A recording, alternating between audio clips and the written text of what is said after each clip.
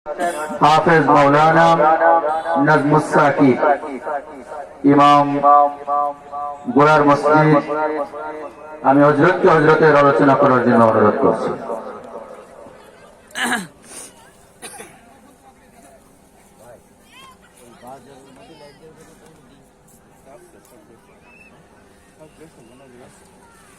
Line ছাড়েনি আপনার, কি ঠিক আছে?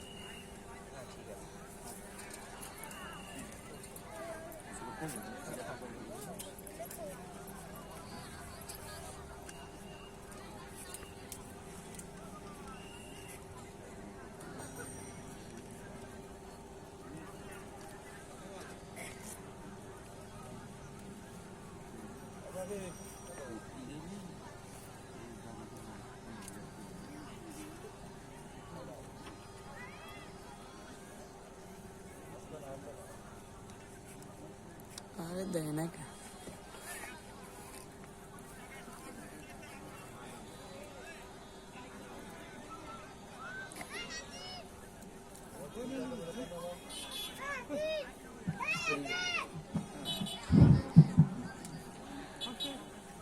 अस्सलामु अलैकुम व रहमतुल्लाहि व बरकातुह।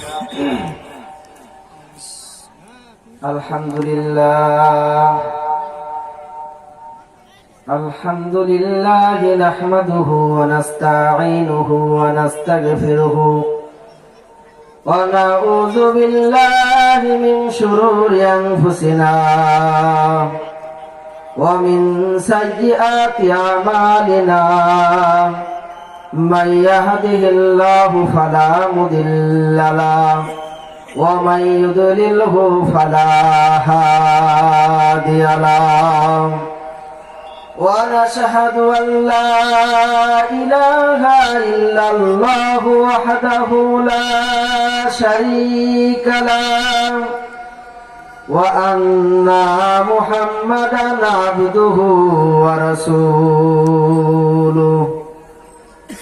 أما بعد فأعوذ بالله من الشيطان الرجيم. بسم الله الرحمن الرحيم. يا أيها الذين آمنوا صلوا عليه وسلموا تسليما. اللهم صل على سيدنا ونبينا وشفينا وحبيبنا ومولانا محمد صلى الله عليه وعلى آله وصحبه وبارك وسلم. اللهم صل على سيدنا ونبينا وشفينا وحبيبنا ومولانا محمد صلى الله عليه وعلى آله وصحبه وبارك وسلم. اللهم صل على سيدنا ونبينا وشفينا وحبيبنا ومولانا محمد صلى الله عليه وعلى آله وصحبه وبارك وسلم. الحمد لله যে মহান রব্বুল আলামিন আপনাকে আমাকে এই জান্নাতের বাগানে আজকে দিনই কিছু আলোচনা শোনার জন্য সুস্থ শরীরে সুন্দর মন নিয়ে এই রিয়াজুল জান্নাতের বাগানে আসবার বসবার সুযোগ দান করেছেন। সেই মহান রব্বুল আলামিনের দরবারে শুকরিয়া আদায় করে বলি আলহামদুলিল্লাহ। যেই মহামানবকে সৃষ্টি না করলে এই তাম পৃথিবী কিছুই সৃষ্টি হতো না। সেই মানবতার মুক্তির দূত আপনার আমার পারের কান্দারি রহমাতাল লিল আলামিন সাইয়্যিদুল মুরসালিন, খাতামান নবিয়্যিন, ইমামুল মুরসালিন, নবীর প্রতি সকলে জবান খুলে দুরূদ ও সালাম পেশ করে বলি সাল্লাল্লাহু আলাইহি ওয়াসাল্লাম। আল্লাহ পাক কোরআনের মধ্যে বলেন, লাইন শাকারতুম লাযিদান্নাকুম ওয়া লাইন কাফারতুম ইন্না আযাবি লাশাদীদ। হে দুনিয়ার মানুষেরা, তোমরা আমি রব্বুল আলামিনের নিয়ামত পাওয়ার পরে যদি শুকরিয়া করো, তো আল্লাহ রব্বুল আলামিন আমাদের উপরে আরো শুকরিয়া বাড়ায় দিবেন। জোরে বলি সুবহানাল্লাহ। আর আল্লাহ রব্বুল আলামিন নিয়ামত খাওয়ার পরে যদি কোনো বান্দা শুকরিয়া আদায় না করে, তো আল্লাহ রাব্বুল আলামিন বান্দা বান্দির উপরে শক্ত আযাবকে প্রয়োগ করবে। জোরে বলি নাউযুবিল্লাহ।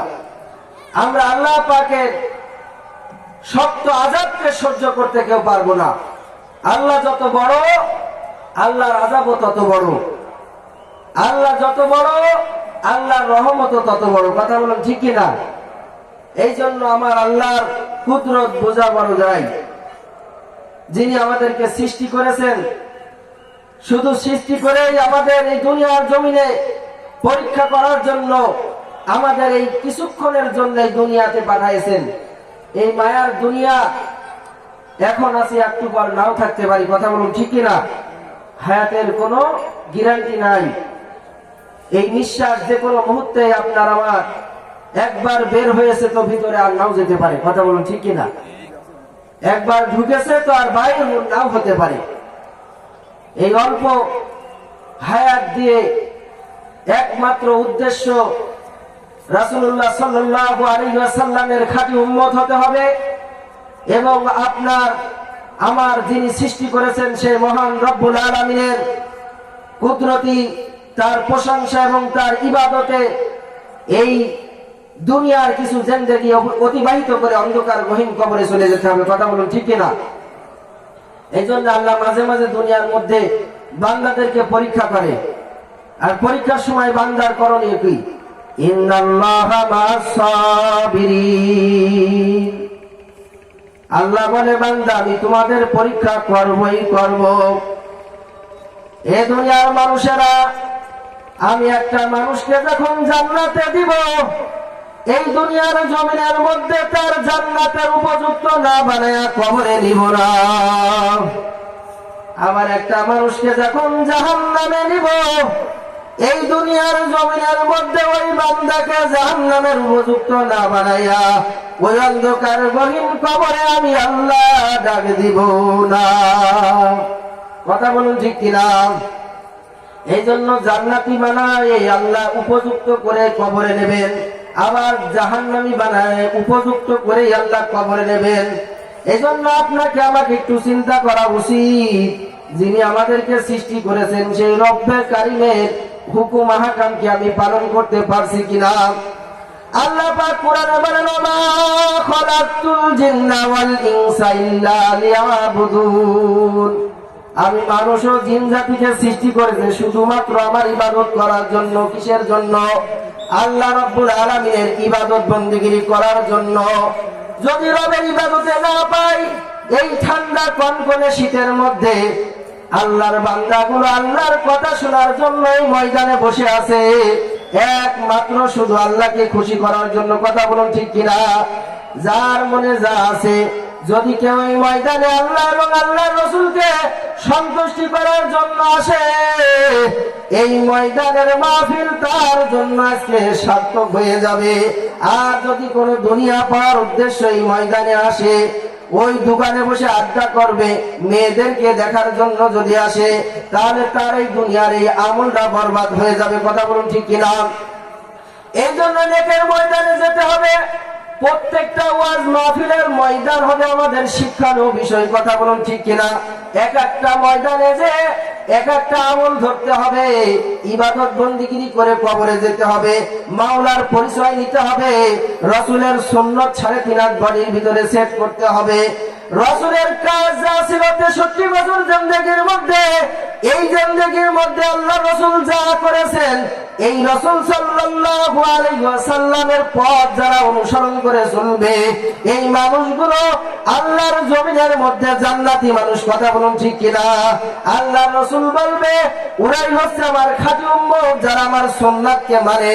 আর যারা রাসূলের সুন্নাত মানবে না, আল্লাহর রাসূল হাসরের ময়দানে হাউজে কাউসারের গোড়ায় দাঁড়ায় বলবে, সোকান সোকান, দূর হয়ে যা, দূর হয়ে যা। তুই তোর 50-60 বছর জিন্দেগির মধ্যে আমি রাসূলের সুন্নাত ছিল না, আমার আল্লাহর হুকুম পালন করো নাই, তোমার মতন বেঈমান নাফরমান বান্দা উম্মত আমার লাগবে না।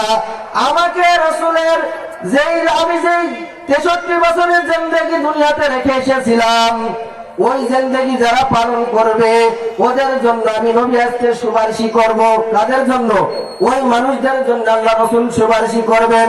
আপনার আমার নবী রাহমাতাল লিল আলামিন রওজায় শুয়ে কান্দে আর বলে, রব্বি হাবলি ইয়া উম্মতি, রব্বি হাবলি ইয়া উম্মতি। আল্লাহ আমার উম্মতের কি উপায় হবে?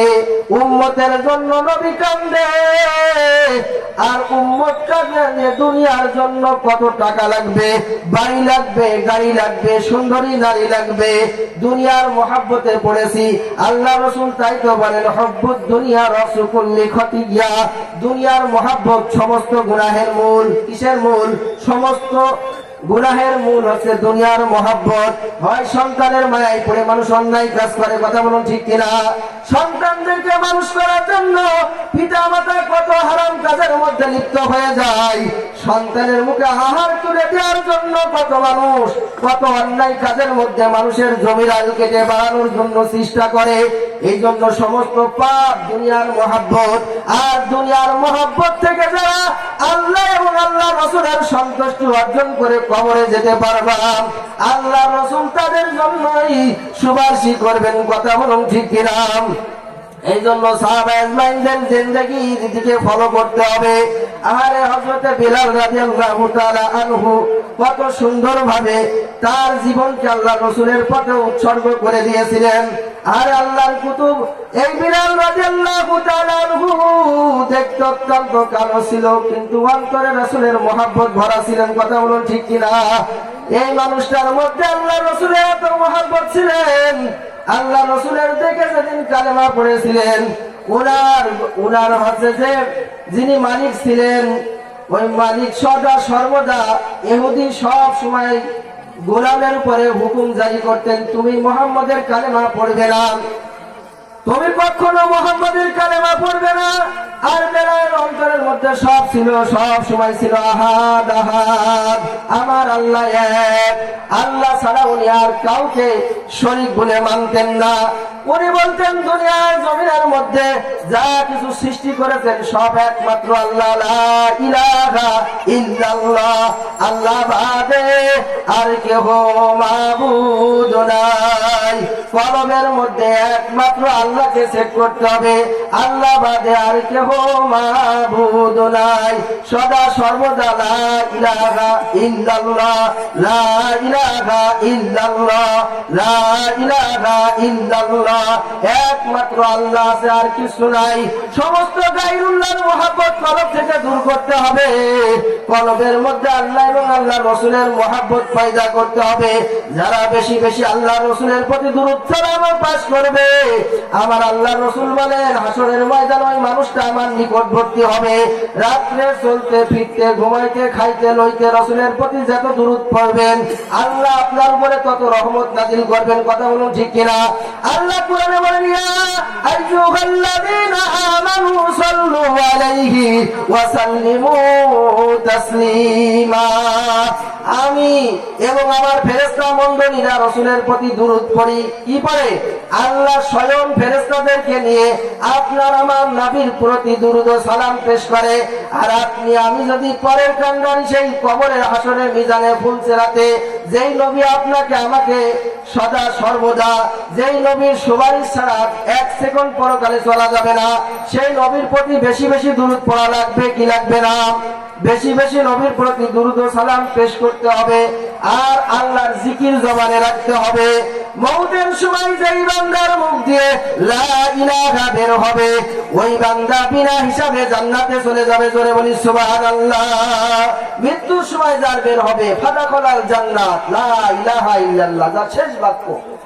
যদি অন্তরের ভিতরে সেই লা ইলাহা সেট না করতে পারি তাহলে পশ্চিম কালেও বের হবে না। বের হবে রাস্তায় চলতে চলতে দেখবেন উজুর খেয়ে পড়ে যাওয়ার সাথে সাথে মা করে বাবা করে বের হয়। তার মানে কি ভিতরে মা বাপ সেট হয়েছে। কথা বলুন ঠিক কিনা? আল্লাহ সেট করতে হবে। যিনি আপনাকে আমাকে সৃষ্টি করেছেন সেই রব্বে কারিমকে আমাদের অন্তরের ভিতরে বসাতে হবে। আমরা সবাই কবরপুরের যাত্রী। কথা বলুন ঠিক কিনা? আজবি জানা কালবি জানা কবর আখের ঠিকানা, কুই আগে কুই পিছে রওয়ানা। ওই অন্ধকার গহীন কবর আমাদের প্রতিদিন ডাকতেই থাকে, আয় বান্দা নেক আমল নিয়ে আসবা। যদি না আসো নেক আমল নিয়ে, আমি অন্ধকার গহীন কবর অত্যন্ত ভয়ানক জায়গা।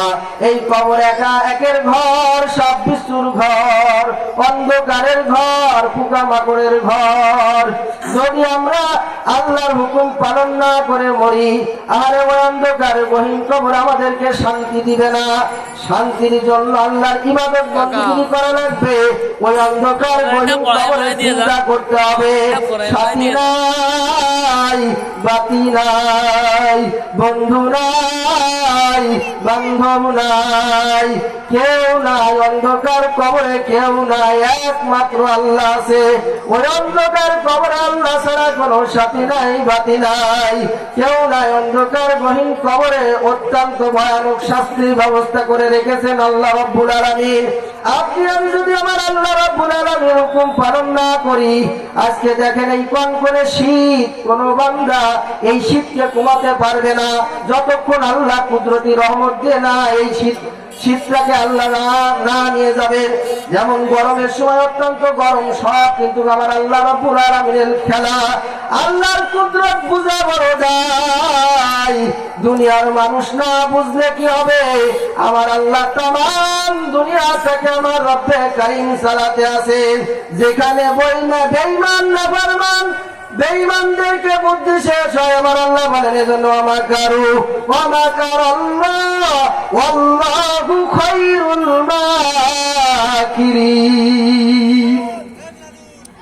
এ বান্দা, দুনিয়ার সব ষড়যন্ত্র কৌশল যেখানে শেষ হয়, ওই জায়গায় আমার আল্লাহর রহমতের বুদ্ধি জ্ঞান ওই জায়গায় শুরু হয়ে যায়। কথা বলুন ঠিক কিনা?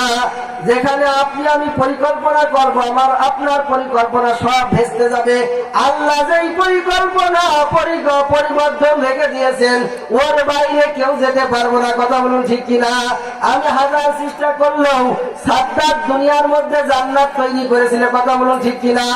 আল্লাহর জান্নাতে যাবে না মানে তোমার রবের জান্নাতে যাবো না। নমরুদের বলে আমি একটা সুন্দর জান্নাত বানাবো, আমি এমন সুন্দর দুনিয়ার জান্নাত তৈরি করব, আল্লাহর জান্নাতে আমি যাব না।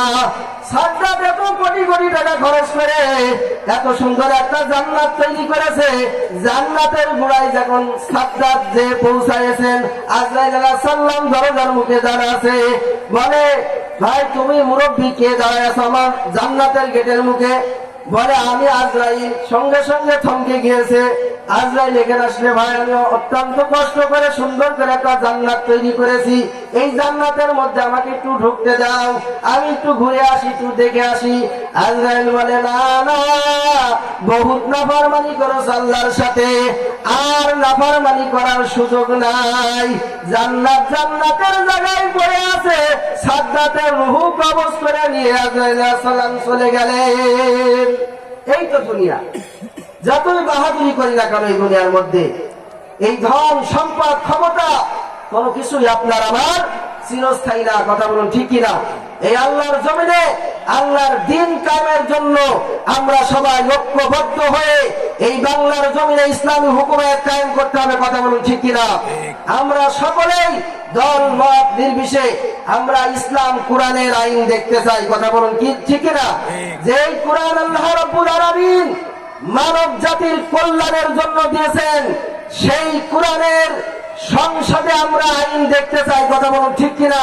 যখন কোরআনের আইন সংসদে চলে যাবে, কোন মানুষ জেল, জুলুম, রাহাজানি, খুন, গুম, এ সমস্ত জিনা, ব্যভিচারী সব বন্ধ হয়ে যাবে। দুনিয়ার থেকে সমস্ত কালো অন্ধকার দূর হয়ে যাবে। এই লাইটের মতন আলো সুন্দর শান্তিময় বাংলাদেশ উপহার দেবে আলেমরা, কথা বলুন ঠিক কিনা? এজন্য আপনারা আলেমদেরকে সাপোর্ট করুন, আলেমদের সাথে থাকুন।